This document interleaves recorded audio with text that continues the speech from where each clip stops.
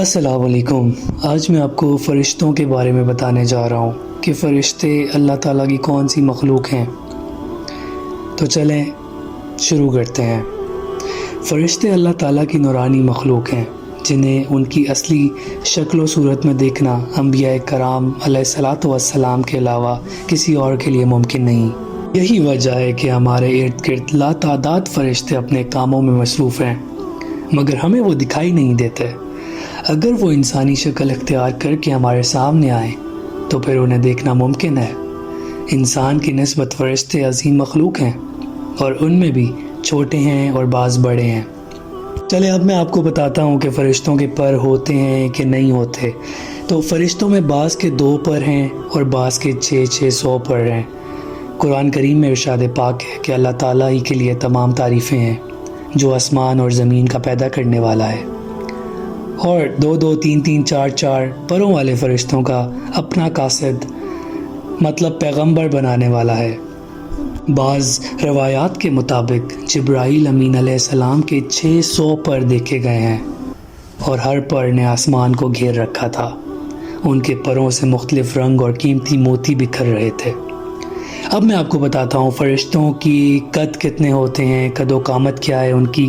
تو فرشتے جنہوں نے عرش اٹھا رکھا ہے ان کے قد و قامت کے بارے میں سیدنا انس رضی اللہ عنہ سے مروی ہے کہ حضور نبی کریم صلی اللہ علیہ وآلہ وسلم نے ارشاد فرمایا، عرش کو اٹھانے والے فرشتوں میں سے ایک فرشتے کے بارے میں مجھے یہ بتانے کی اجازت دی گئی ہے جس کے پاؤں سب سے نچلی 7ویں زمین پر ہیں اور اس کے کندھوں پر عرش ہے۔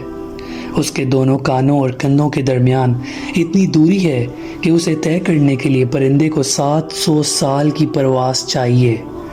وہ فرشتہ کہتا ہے، یا اللہ تو پاک ہے جہاں بھی ہے اور جہاں بھی ہو۔ آپ سوچ رہے ہوں گے فرشتوں کی ضروریات کیا ہیں، تو میں آج آپ کو اس کے بارے میں بھی بتاتا ہوں۔ اللہ تعالیٰ نے فرشتوں میں شادی بیاہ کی حاجت نہیں رکھی، اس طرح انہیں کھانے پینے سے بھی بے نیاز کر دیا ہے۔ اس کی وضاحت قرآن مجید میں مذکورہ سیدنا ابراہیم علیہ السلام کے اس واقعے سے ہوتی ہے جس میں ہے کہ ابراہیم علیہ السلام کے پاس فرشتے آئے تو آپ علیہ السلام نے ان کے لیے فوراً گوشت لے کر آئے، مگر انہوں نے اسے تناول نہیں کیا۔ اللہ تعالیٰ نے فرشتوں کو بیماری، سستی، کاہلی، دکھ، تکلیف، تھکاوٹ اور اکتاہٹ وغیرہ سے محفوظ رکھا ہے۔ وہ دن رات فقط اللہ کی اطاعت میں اپنے کاموں میں مصروف رہتے ہیں۔ قرآن مجید میں بیان ہوا کہ آسمانوں اور زمین میں جو کچھ ہے وہ سب اللہ کا ہے، اور جتنے اس کے پاس فرشتے ہیں وہ اس کی عبادت سے نہ سرکشی کرتے ہیں اور نہ تھکتے ہیں۔ وہ دن رات اللہ کی تسبیح بیان کرتے ہیں اور ذرا سی بھی سستی نہیں کرتے۔ فرشتے تقریباً عام طور پر آسمانوں میں رہتے ہیں جو صرف اللہ کے حکم سے مختلف کاموں کے لیے زمین پر اترتے ہیں اور پھر واپس آسمان پر چلے جاتے ہیں۔ قرآن مجید میں ایک اور مقام پر خود فرشتوں کی یہ بات مذکور ہے، ہم تیرے رب کے حکم کے بغیر نہیں اترتے۔ تو چلیں میں آج آپ کو فرشتوں کی تعداد کے بارے میں بھی بتا دیتا ہوں۔ فرشتوں کی تعداد کتنی ہے اس کے بارے میں کوئی تفصیل تو نہیں ملتی، کیونکہ اللہ تعالیٰ کا فرمان ہے، تیرے رب کے لشکروں کو اس کے سوا اور کوئی نہیں جانتا۔ بعض احادیث سے معلوم ہوتا ہے کہ فرشتوں کی تعداد بہت زیادہ ہے، بلکہ اندازہ یہ ہوتا ہے کہ انسانوں اور جنوں سے بھی ان کی تعداد زیادہ ہے۔ سیدنا ابو ذر رضی اللہ عنہ سے روایت ہے کہ اللہ کے رسول صلی اللہ علیہ وآلہ وسلم نے فرمایا، آسمانوں میں کہیں 4 انگلیاں جگہ بھی ایسی نہیں جہاں کوئی نہ کوئی فرشتہ سجدہ ریز نہ ہو۔ اب میں آپ کو فرشتوں کی ایک اہم خاصیت بتانے جا رہا ہوں۔ فرشتوں کی ایک اہم خاصیت یہ بھی ہے کہ وہ اللہ تعالیٰ کے حکم سے اپنی شکل و صورت کے علاوہ کوئی اور صورت بھی اختیار کر سکتے ہیں۔ یہ صورت کسی ایسے انسان کی بھی ہو سکتی ہے جسے دیکھنے والے پہچان لیں۔ انسانوں کے علاوہ کسی اور جاندار کی صورت اختیار کرنے کی فرشتوں کو طاقت ہے یا نہیں، اس کے بارے میں قرآن و سنت میں کوئی صراحت یا ذکر نہیں ملتا۔ البتہ ان کی انسانی شکل اختیار کرنے کے واقعات ضرور ملتے ہیں جن سے یہ اندازہ ہوتا ہے کہ فرشتے اللہ تعالیٰ کے حکم سے دیگر شکلیں بھی اختیار کر سکتے ہیں۔ سیدنا ابراہیم علیہ السلام کے پاس فرشتے انسانی شکل میں آئے اور ابراہیم علیہ السلام ان فرشتوں کو پہچان نہ پائے۔ پھر فرشتوں کے بتانے پر آپ علیہ السلام کو معلوم ہوا کہ یہ انسان نہیں ہیں بلکہ فرشتے ہیں۔